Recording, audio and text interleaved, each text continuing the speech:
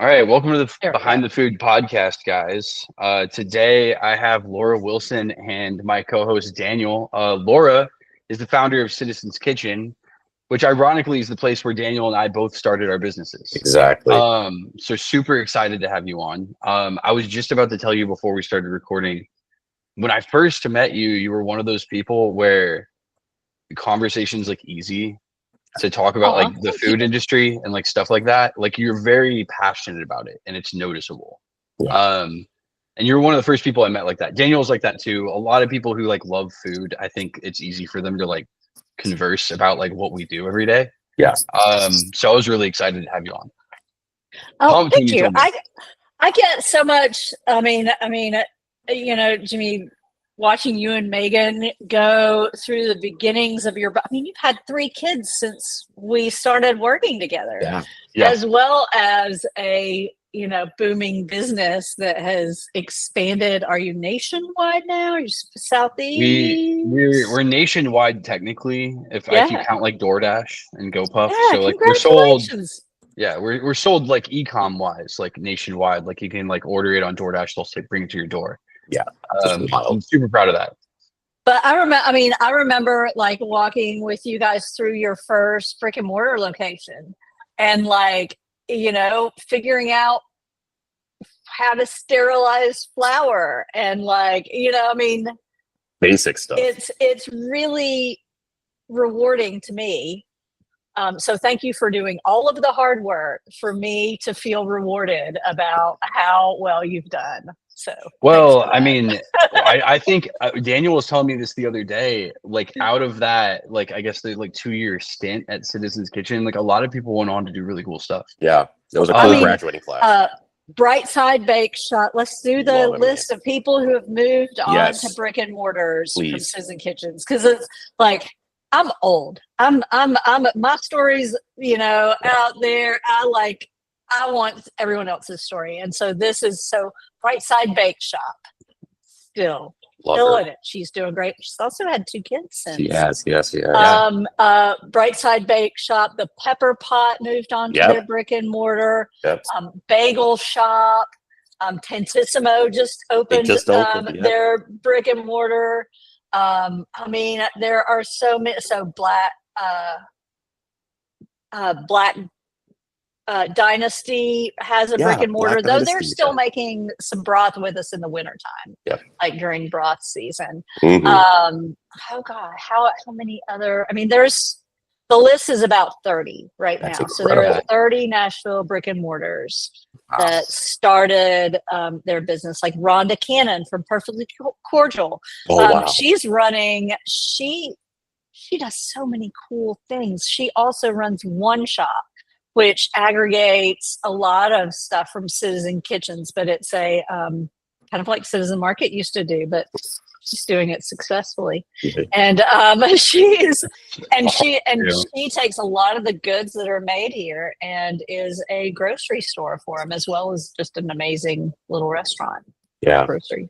I tell people Citizen Kitchens is like the Y Combinator of food businesses in Nashville, because you get these cool, bright-eyed, bushy-tailed entrepreneurs that have a cool idea.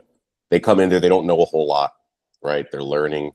And then 2, 3, 5 years later, sometimes less, sometimes more, like we're still there. We're like, I feel like we're like the Kenan Thompson of Citizen Kitchens. Oh, Dinner Bell. Hey, wait.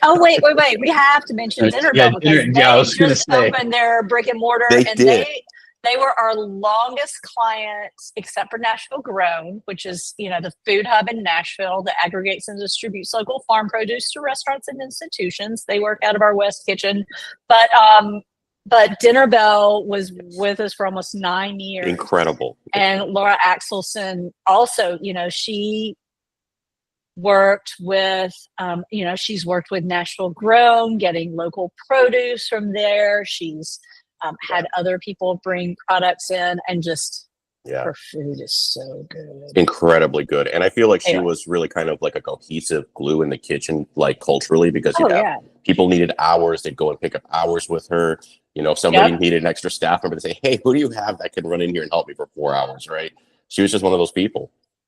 The staffing part of it too has been one of my favorites, is seeing people work for different clients, so now we have a listserv, like an old Google group, because I'm a geezer and can't be troubled with newer technology, but still works. Google group, we have people that aren't even members or food businesses, but they have worked for clients in Citizen Kitchens, and then they just gig out of the kitchen. Yeah. Like Lucius, one of my favorites. He works for several clients here in the East Kitchen. Yeah. And that's really cool too, because, they have full jobs out of that. So I've always, well, go ahead, Jimmy, go ahead. I was going to tell her, like, Laura, do you want to tell everyone, like, the audience, if people do listen to this? I know people listen. I know they do. It always feels weird for me. Yeah. You should tell the audience, like, what is Citizen's Kitchen? Because I feel like we just went on a tangent. Well, I know. I totally went in. So Citizen Kitchens is a commissary kitchen. Think a co-working space for chefs and small food businesses. We have 3 main sectors of business and clients that do business in Citizen Kitchens.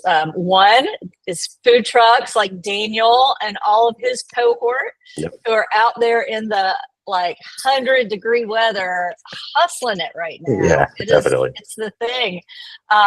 Second, folks like Jimmy are food manufacturers, people that make hot sauce, cookie dough. We have people that make fermented foods, dressings, all of those kinds of things. And then we have caterers and catering businesses and prepped food businesses. So things like Dinner Bell was here. We have clients now like the Prepped Palette and August and Company that all do prepped food. So, yeah. That's so cool. So we're basically the space. So we provide the kitchens, we keep the ovens working, we provide towels, do all the we have staff that does all the deep cleaning, and provide small wares like sheet pans and pots and pans and all that good stuff. And so you just have to come in with your knives and a good idea. That's right. I love that. Your knives and a good idea. Actually, that's a really good slogan. Just bring your knives and a good idea. You guys provide all of the things that people don't think of when it comes to opening a restaurant, essentially. And I've always found that the more scoop shops that I opened, or the more people I interacted with, like Daniel, who have done multiple trucks. We interviewed this girl named Mary who had actually copied me and Megan. She went to Belmont when we had already opened No Baked, and then reached out to us and let us know, hey, I'm going to open a cookie dough shop in my hometown. We were like, that's cool. But she had this cool thing where she was like, the first one was bad. And now she has a mac and cheese concept called Roni's. They actually have 9 locations. She's a really cool restaurateur. She really went for it. And she was like, yeah, if you compare the first one to the last one, she's like, it's all the little things. The refrigerator didn't work the first day we opened. Little things like that no one thinks of. You guys kind of circumnavigate all of that for a lot of new people. I would have never known, we need to get rags, we need to get towel service, we need to do all this stuff. And then it's overwhelming. It is. I mean, my story is I was a chef for 20 something years. And then once I had a child, I was like, oh, this isn't going to work for me. Sure. And started working with the farmers markets, Nashville farmers market and stuff, and just saw the need out there for Citizen Kitchens. But it really is everything about the food business is hard. Yeah. There is no reason, I say this to people all day long, there is no reason to be in this business unless there is something that calls you to it. And it is what makes you happy. Because my work every day, I take pictures of dishes and trash. And if being the cheerleader for 150 small food businesses didn't didn't get you even that out, my world would be wild. So, people do this because they love it. And taking the extra stresses that folks just don't know they're going to have to deal with yet, paying the light bill and rent and buying sheet pans and worrying about where the left-handed spatula went. Yeah. For people like me who are left-handed. Exactly. Yep. Exactly. It's just for you. Yeah. Just for me. Yep. So my question was all West spatulas are left-handed. That's right. They are just for me. Yeah. So you went from being in the restaurant business for a long time, and then you spent some time at the Nashville Farmers Market, and you kind of mentioned you started like putting together the idea for Citizen Kitchens, or at least realizing the need for it. I know at some point there was a kind of a capital partnership, and then you've expanded beyond that. Yes. So we are partners with Fresh Hospitality. So we opened the West Kitchen in 2015. I had two partners then, Jenny Vaughn and Brent Ling. Jenny and I were on the beginning board of Nashville Grown. Oh, wow. And so we were trying to find a home for Nashville Grown. Was the beginnings of Citizen Kitchens. I was running the Grow Local Kitchen at the Nashville Farmers Market, and we had so many people that wanted to rent that little kitchen to do prep, for it to be a commissary kitchen. And so Jenny and Brent and I rented out the space in West Nashville from Peter Kurland, who owns the Dark Horse Theater, and who's amazing. Love that guy. I mean, still, he's the best landlord. He's the coolest dude. You don't realize, all the Oscar things that have gone, like. Yeah, if we ever need hey, we need something from you. We need CCTV footage for something. Yeah. He makes it happen. Yeah, he's a good. Yeah, he's really great. Anyway, so yeah, we just rented that little 2,500 square foot cinder block building in West Nashville with a $30,000 loan from Pathway Lending. Wow. And $7,500 in cash apiece. Incredible. And a $5,000 Kiva loan. Yeah, wow. So you guys are like it feels like nonprofit backed, and it's so cool. So that was the beginnings of it. And then when Jenny and Brett both moved out of town, and at some point I bought them out because I was the partner that was operating it. And I talked to Mike Bodner, who's the head of Fresh Hospitality, and he thought we were a great idea. And nice. The idea is for Citizen Kitchens to be a farm team. Yep. For Fresh, and we've had several concepts come in and make partnerships after that. And so it's been really great. And that's how we opened this, 7,500 square foot kitchen in Hunters. Yeah. In Hunters Station in East Nashville. Did you know the Bodners before you got into Citizen, or was it just kind of like a cold approach at that point? Well, I had met Mike at the Nashville Farmers Market. Tasha Kennard, who is the executive director at the Farmers Market, introduced me to Mr. B then. Gotcha. And then Jennifer Maisley from EIO in the Hive then introduced me again. And that was in 2017. Nice. And they were starting work on Hunters. Okay, gotcha. Very cool. Yeah. So that's an interesting ramp going from kitchen 1 to kitchen 2. It's a big leap for a lot of people. How was it for you, and would you do it again, given what we've all learned since then? I'm not a person that will ever go back and wish I had done something differently. I feel like we knew that about you. I like that. Yeah. Right, like, because it's just, why would you? Exactly. Yeah. Not useful. No. I can pick the things that I'm really grateful for. Totally. But because of those choices, and honestly, it's access. Our West Kitchen, we have room. I guess our roster at its highest is about 25. Yeah.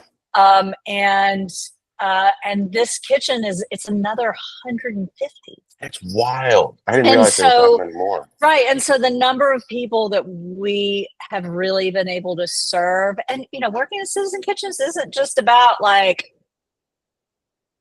being successful in your business opening 5 things. I mean, you guys are both successful, but we're also an easier place to fail. Absolutely. If you have an idea, I want people to be able to try that without putting their house on it. Yeah. That's huge. I don't want you to be able to take that month and be like, Yeah. No, or no? you've probably seen that like time and time again. And like recently decisions that like me and Megan made around no bakes like had to do with that. Where it was like, if we choose to go forward, like, do I really want to like lose my house and like everything I own if like this goes sideways? And like a lot of the times the answer is no. And you see it time and time again in our industry when someone's like very, very passionate about what they're gonna do. And they're like, I'm gonna open the restaurant. Like I'm doing the thing. I'm leasing this like 12,000 square foot space or something crazy. And you're like, dude, that can go so wrong so quickly. It can. And it's, you know, it's terrifying, you know, I mean, and it's, you know, and teaching people too how to exist in that terror without existing in the terror all the time, you know, like how to evaluate risk and how to live and exist in a business that's really risky without just living in terror. And that's an important thing. Some people just can't do that. You know, some people cannot stop the tape of what are these terrible things that could happen, and you have to be able to stop that tape. You know, otherwise it's just not for you. Absolutely. I told Jimmy a few episodes ago, I was like, you're better off telling people they shouldn't do it, and then if they do it anyway, they were meant to do it, you know? Yeah. And I'm starting to believe that more. You know, as existential as all of these things feel, you know, like how lucky are we all in this climate, in this world, in this thing that we're, you know, we are all, like me included, I'm doing the thing that I want to do and that I chose to do so badly. And every single person in the world is going to struggle, you know, like it is part of human things. Right. Like, you know, even Elon Musk loves the ketamine. That's like, it is not because you're happy, you know, like, and so like, you got to choose your heart. And so this is all of us just choosing our struggle. Exactly. You know, like we're going to work under these difficult conditions, but these are our conditions. Right.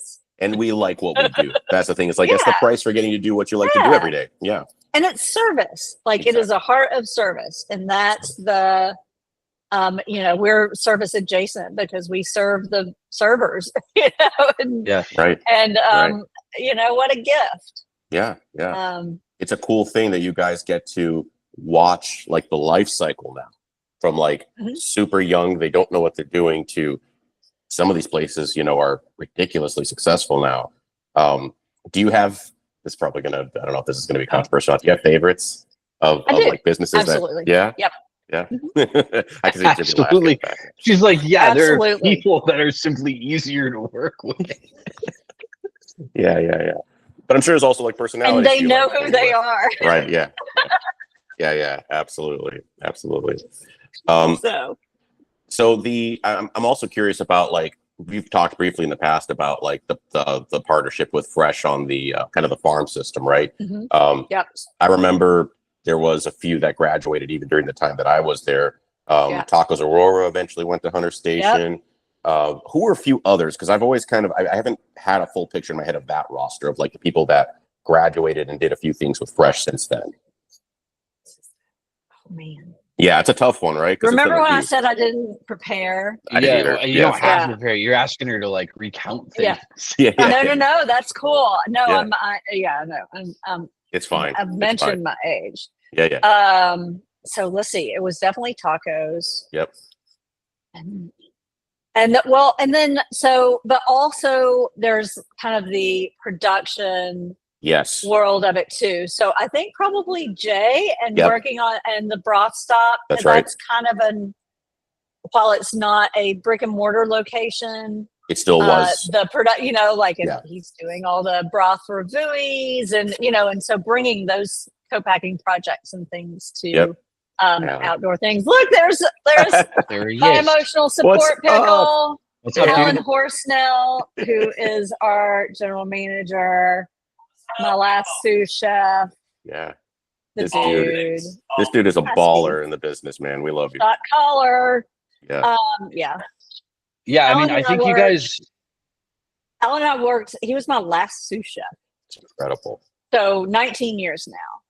Wow. My son is 16, and Alan and I worked together on the line the night that I went into labor. Wow. That's awesome. I could only plate one deep.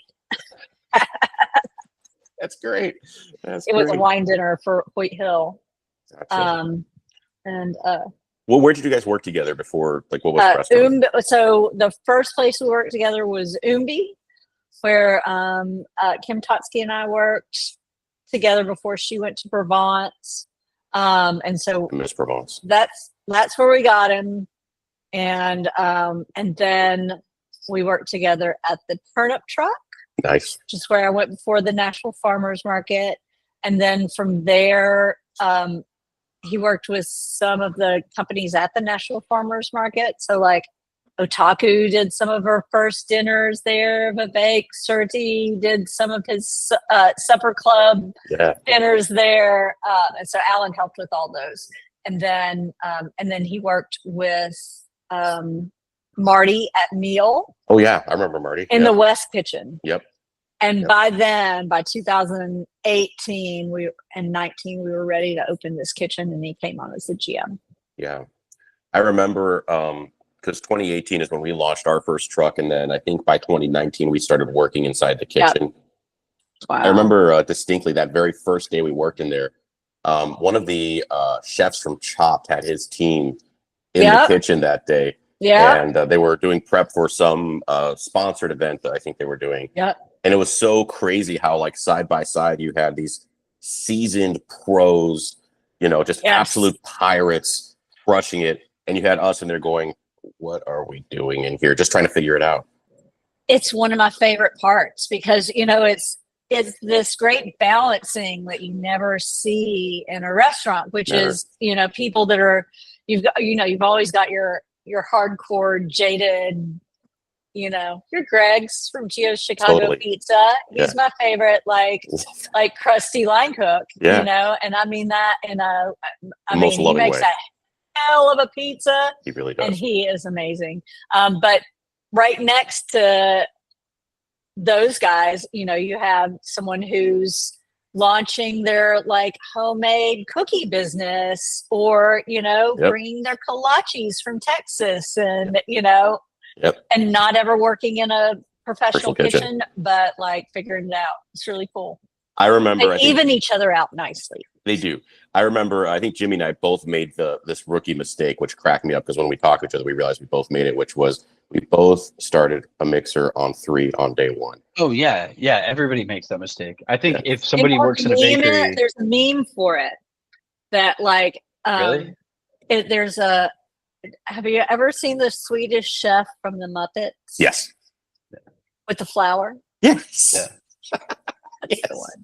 That's the one. Oh my gosh. I'm gonna go find that meme. I'm gonna post it. She has it on lock. I'm sure. I mean, I've got that meme. Yeah. That's awesome. Yeah, I think everyone, that's kind of like a rite of passage in like a bakery. It's like that. Oh yeah.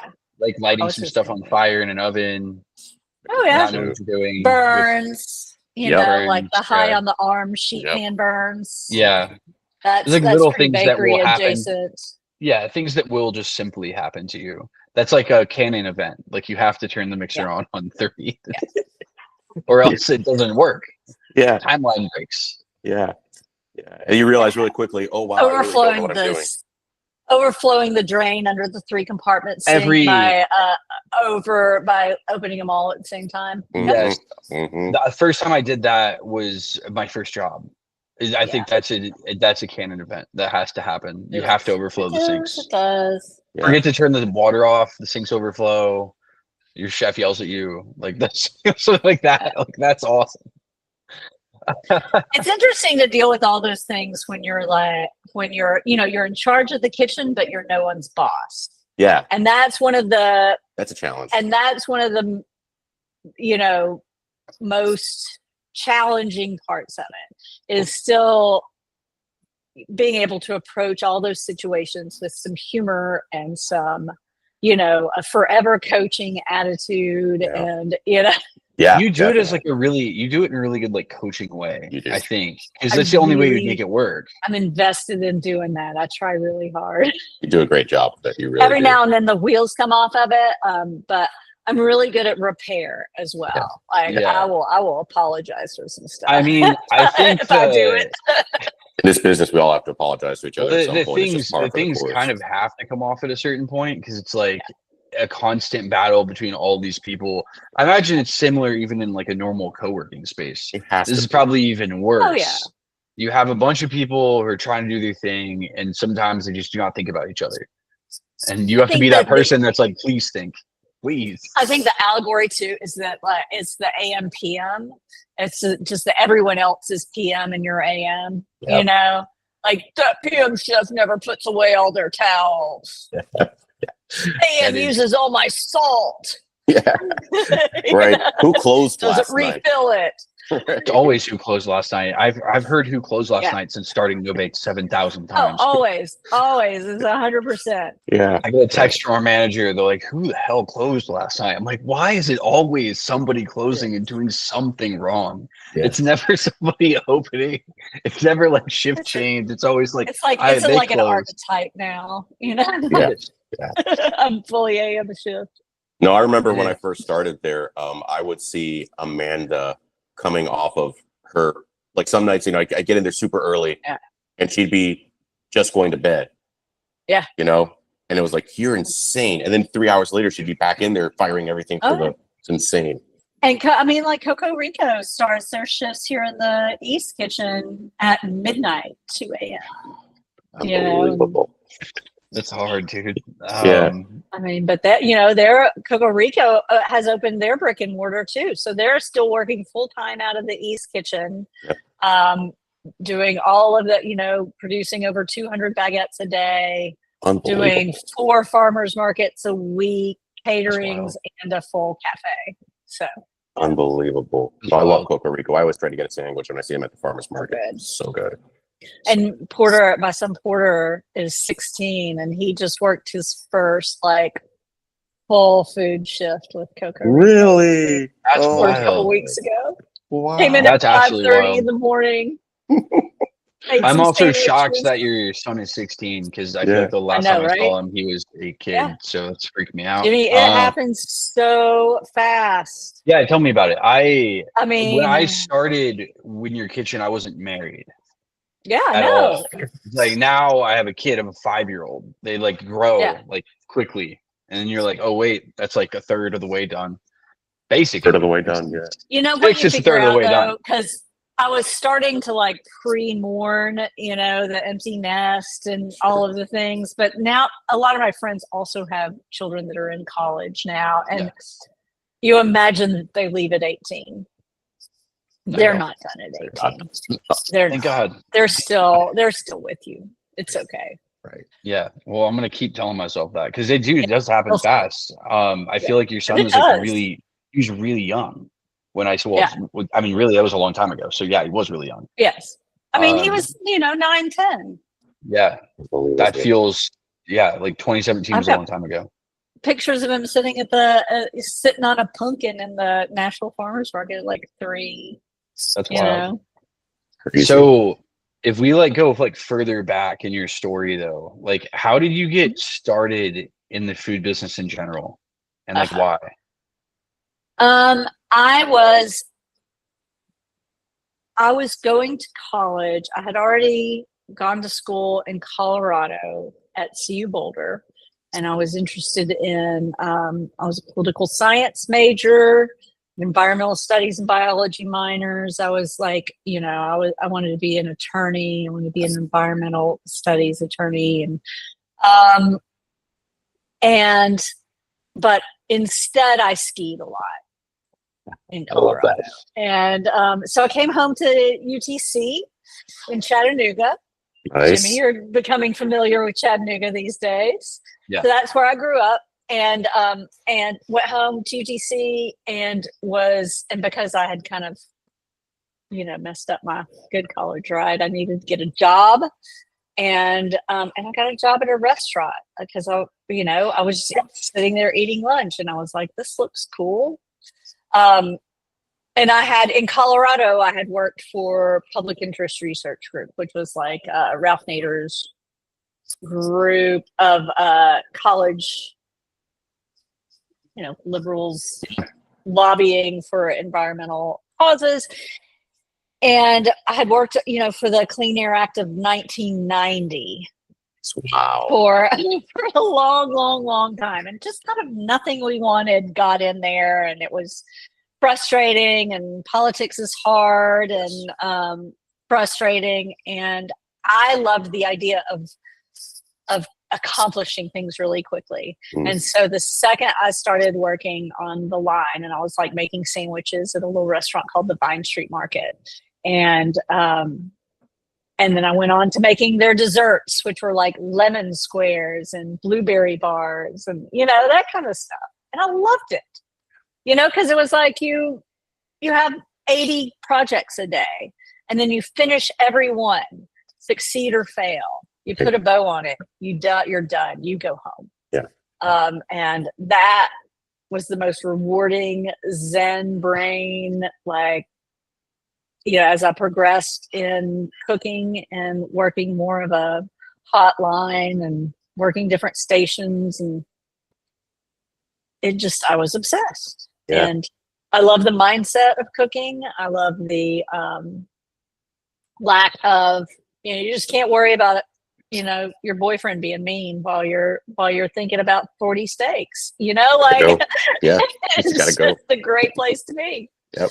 So. It's its own kind of like therapy in a way. Yeah. So then I became an executive chef in Chattanooga at a place called, I was sous chef at Vine Street Market. My first executive chef job there was the Back End Cafe up in the Bluffview Arts District in Chattanooga. Nice. And from then I moved to New Orleans in around 94. Wow. 93, 94. Lived there a decade. I was executive chef of a restaurant called the Redfish Grill and executive sous at Muriel's Jackson Square. Got to cook in one of Susan Spicer restaurant called Cobalt for a little bit. She was really rad. Yeah. So you had a I moved to long Nashville. run. Yeah. Yeah. Why'd you move to Nashville? Yeah, that's a great question. I've been since 2002. But why? Yeah, what was the I moved to Nashville. So it was close enough to my hometown. My hometown's Chattanooga, but I didn't really want to move back home. And my best friend from high school, Eden Cochran, lives in Nashville. And so I was like, well, I'll move there. I picked up she and her husband own a company called Evans Mill. It's a resort retreat in Smithville. And so when I was moving up here, I moonlit at their kitchen in Smithville for a little bit while I was getting moved up, and then got a job at F. Scott's. Wow. Cool. Very cool. Very cool. So, yeah. And that's kind of it. I guess my first executive chef job here in Nashville was at the Wild Iris. My dearest friend Kim Totsky hired me. Yeah. After we met at Margot. We were just like two single. Well, she was married, but at the time, that night, it was just two women at the bar. I was still drinking, and so we each had like a bottle of wine and 3 courses, and kind of side-eyed each other, like, "Who the fuck are you?" And I was very, and ended up like sidling up to each other, figuring out we were both chefs, and then we went and closed the Slow Bar down that night. Very cool. That is the coolest. That's really cool. That's a very that seems like that's a very familiar story. So I love that. I resonate with it. That was me. And full circle, she just came into the kitchen in the last year or so with one of our clients, Placemat, and is now working with Placemat. That's so cool. That really is full circle. Still together. Yeah, still together. Yeah, that's one thing I love about the Nashville food scene is that it's really a very tight knit community. Even as like this restaurant scene has exploded in the past several years, there's a pretty tight core of people that, you know, make the thing work, which is pretty cool. And how about Jake Howell and his best chef Southeast? So proud of that guy. Couldn't happen to a nicer guy. Yeah. Really cool. We restaurant. I love Peninsula. They're both like, yeah, all the operators are really great. If you see them in there every night. Yeah. If the stars happen here, I think he's going to get one, because I feel like he deserves it. Yeah, he's a rock star. He really is, and he's been around a minute. Yeah, I hope it happens eventually. Me too. And also, you know, one really cool thing about the kitchens too is that there are so many people that, not just the companies that work out of the kitchen, but their employees. Yeah. And so you get this line on, like, you know, they've all worked for everyone in Nashville, you know? Totally. And so, like, you do have people that talk about, like, you know, yes, Jake is a fantastic chef to work for, and they all speak very well. And you also hear the other stories, you know, like, right. The cooks talk, man. They do. They know other people. Maybe don't work for that guy. You know, maybe it's better not. Yeah. They're good about that, and they take care of their own. Yeah, it's cool that it's a very tight-knit community, and I also think that, like, it comes down to, like, the people, because, like, a lot of the times, like, the restaurants will rotate. Like, we all know how hard, like, the business is on, like, the side of, like, keeping the spot open or, like, doing whatever it is, but the people remain. And, like, we tend to, like, see the same people going around and around doing different concepts. Daniel's doing 2 of them at the same time for some reason. Because he's an idiot. I finally had your pizza the other night. Really?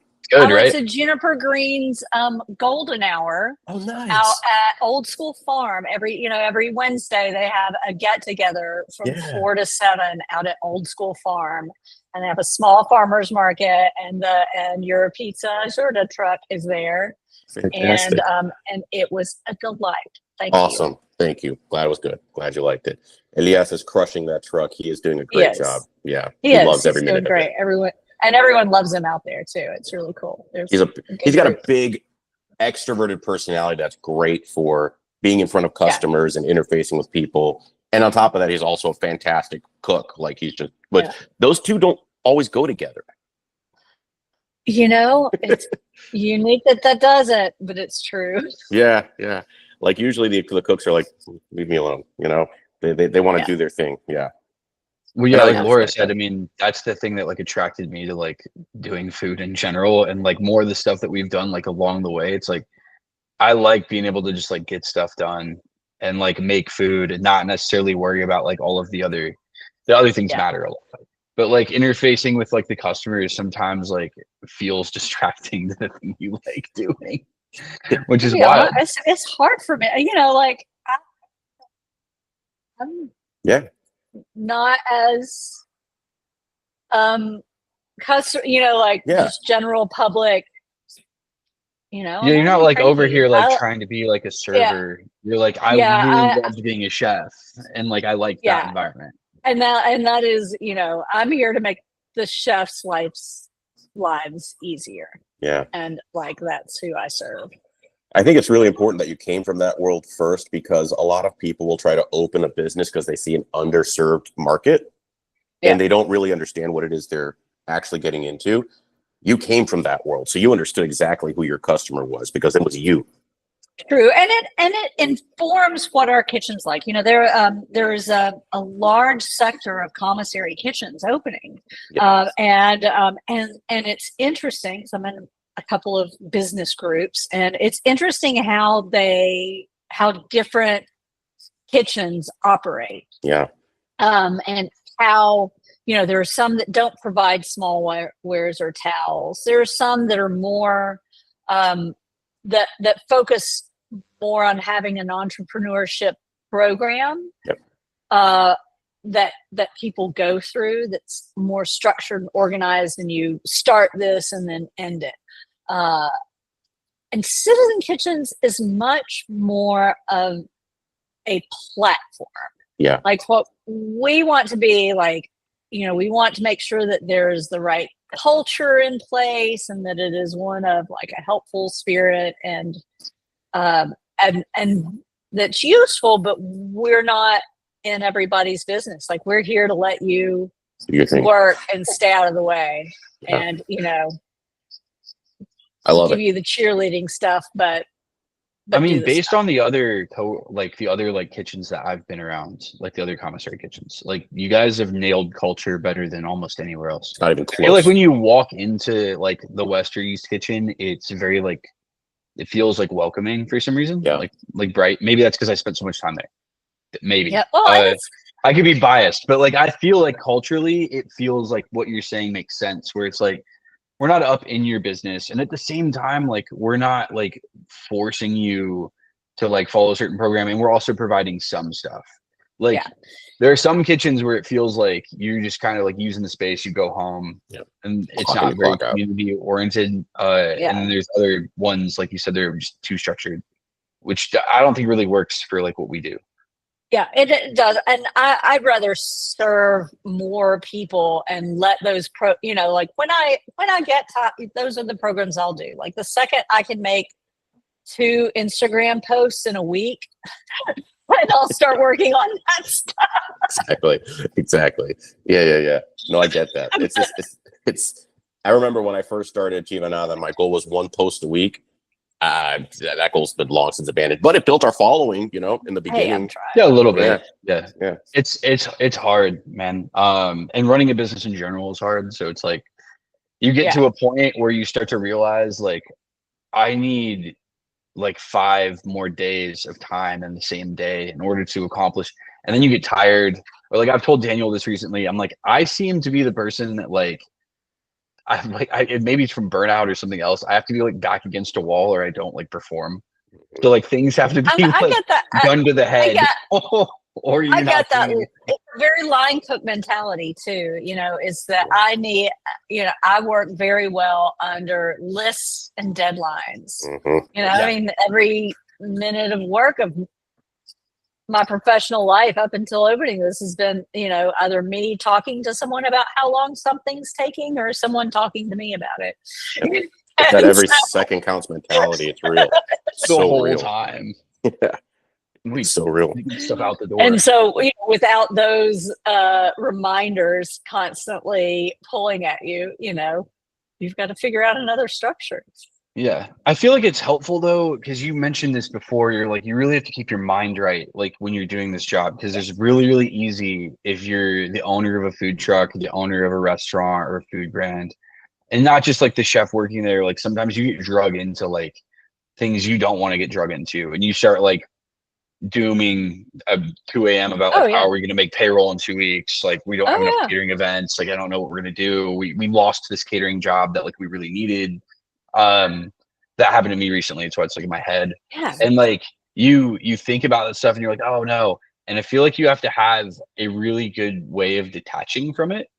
I've like, this is like morbid, but it's not in my mind. But I like think so often about the fact that like we're all just going to die.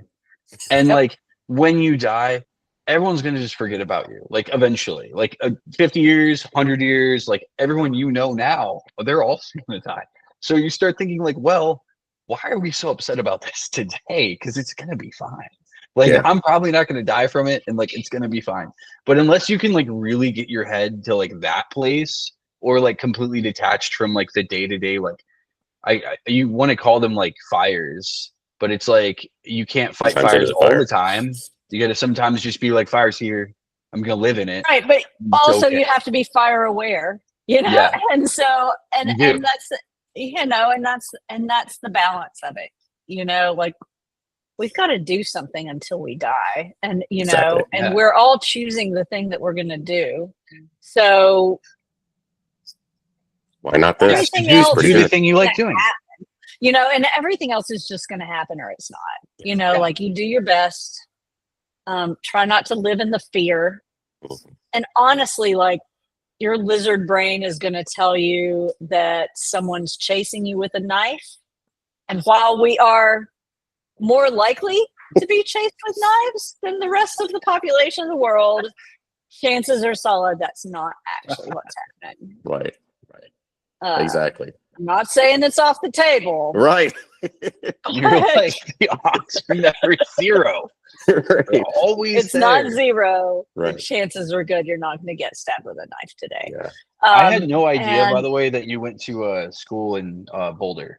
That's so Yeah. cool. I know it's random for me to like bring up now, but like I thought that was cool. I love the mountains. Obviously, I love the that's why I moved mountains. to. It's why I moved to And you're in Bozeman. Montana now. I was either going to go to Bozeman or Boulder. Nice. Boulder also because like the food scene there is insane. Yeah. I mean, like it's like the capital of CPG in America, like at least in my mind. A lot of cool I haven't been people in a that have come long out of there. You haven't? You should. You should go. It's been so long. Still is cool. Do you still ski ever? No, not anymore. I'm When was the last time? I'm brittle. When was the last time you skied though? 1994. It's been that long. Yeah. Yeah, I feel like I'm on the path. Well, I also felt like I was on the path to like doing that to myself. So I was like, I've done it I'm not one more time. skiing out west, and I don't count anything in the east really. Yeah, I like that. That's fair. That's fair. That's really fair. Yeah, it doesn't though count my out here. son, though Porter wants to go to school at Western Washington. There you Oh, go. that's I'll be cool. up by like Whistler and stuff. I might Yeah. have to pick that up. Yeah, Yeah, that'd be fun. you can ski for a very long time as long as you're careful. I know. People should be careful, but people And go back. there's the rub. Well, you have like this thing. I recently went snowboarding for the first time in like 3 years, and I grew up snowboarding all the time. Like it was my after school activity. So I thought that I could do things I did when I was 18, when I was 30. Right. It's a terrible idea. When you fall now, your body hurts, which is not what Well, happened see, when I was a that's where teenager.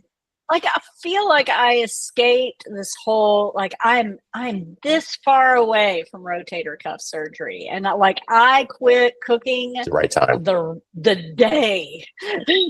So like, You picked the Probably. right time. Yeah. You know, Right. from scooping cookie dough, I have arthritis in both of my wrists. Totally Yep. believe that. At 31, I mean, which you is know, crazy. I've got the left saute shoulder from a lot of cast iron French steel pans. That's Um, hilarious.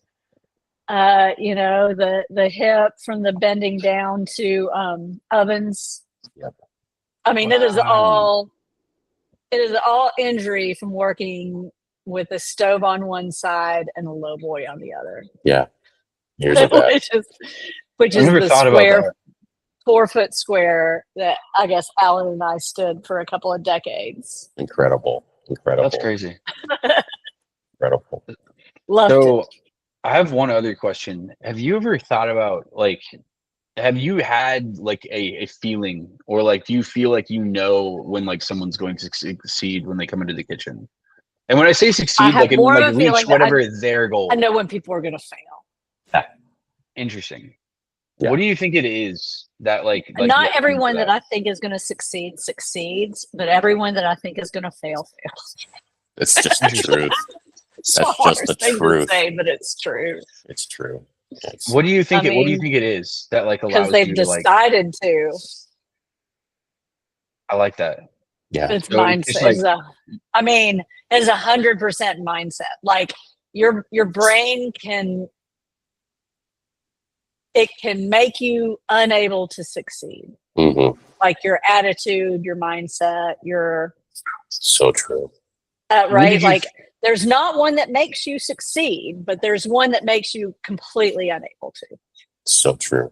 So true. Yeah, I would totally agree with that. Because Yeah. there's been points where I've looked at like my journey or couple friends that are currently like kind of going through it. They've built something cool, Yeah. right? Like they've gotten somewhere, but maybe not like to where they wanted to go, or maybe like the different levels.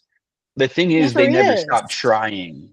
Like they always kept going, and they always kept iterating, or like they kept just giving it an effort. And I think like what you're saying is so true, because it's like sometimes like the person can quite literally determine that they will never fail, and that's kind of cool to see. Did you like start to see it though after like a couple years, or was it like sort of immediate? No, that's a couple of years. That's a you know, because the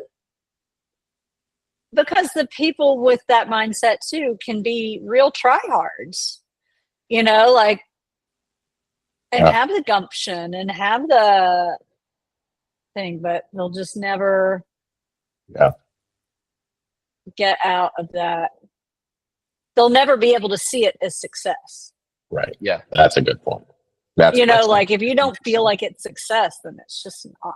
Yeah. So you got to realize that the thing that makes you, and this was something about cooking that I had to come to terms with for a long time. Like the thing that made me good at cooking was being so mean to myself about my cooking.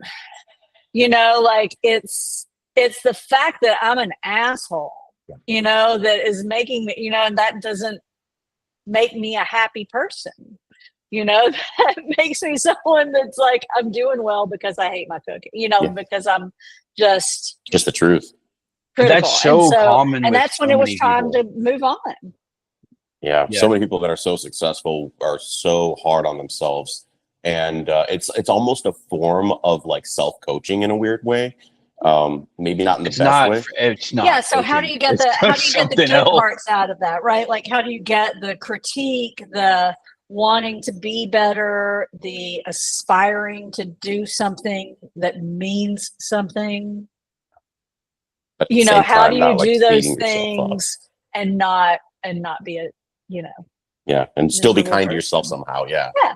Yeah. It's hard. Isn't that the dance? It is the dance. It really It's is. the whole dance. It really It's got to is. be a balance because there's so many traits that are so common among. It's not just like food entrepreneurs, but it's just people who are like attempting to do something, like anything, whether it's like someone who wants to do like some sort of athletic pursuit, or they want to open a restaurant, or they want to open a software business. Like, doesn't matter. Like, usually they're like kind of anxious. They have a little bit of OCD about like their issues, so like they see it, like they'll see all the flaws before anyone else does. And it's like those things are so common that you're like, oh well, those must be markers of success. Like they're also markers of unhappiness. Yeah. Like I've seen it in myself, in my friends. I see it in Megan all the time. Megan's way worse than I am. She's one of the most anxious people in the world. And if something goes wrong, like she knows it and it beats at her. Like we started Airbnb our house in Nashville because we're here, and we got a 3-star review, and it like drove her insane for like a week. Oh, She was like, they saw ants in the kitchen, and I was like, yeah, I know. Like we can't go back in time and get rid of the ants. There were ants in the kitchen in East Nashville. Like, who would have known? They're in every kitchen in East Nashville. But it's funny because it's like one of those things where like some people, like, that is what makes you good at what you do. It's what makes her good at what she does. I mean, at the same time, it's probably bad for her. Well, how do you get the best of both of that? And that's the trick. Realize it's the thing that drives you. Realize that you get a lot out of the end result of it, and don't make the process getting there as painful. Yep. Yeah. I feel like you would be a really, really great investor in restaurant brands. If at least she's not swinging at the ones that are going to fail. She's only swinging at the ones where it's like, we got a 50-50 shot. I think I'd have to try to make a little more money, a little harder. Yeah. It's hard to raise prices on small food businesses. So, I think what we need to do is we need to make you like a managing partner of a fund. That's what we need to do. Yeah. We need to raise the restaurant fund managed by Laura, because that's it. Yeah, if you're at least not swinging at the ones that are going to lose, you're like, I've got a 50-50 shot on it this one. Right? Pretty good in the venture space. I think that's like a 33%. Even that's fantastic. Not losers. Yeah. I mean, honestly, it's pretty crazy because you can. I feel like if you really had like the taste for it, like you understood what good food was, and you at least knew like this operator is not going to fold. Like you have a pretty good shot. Like everyone's got a shot.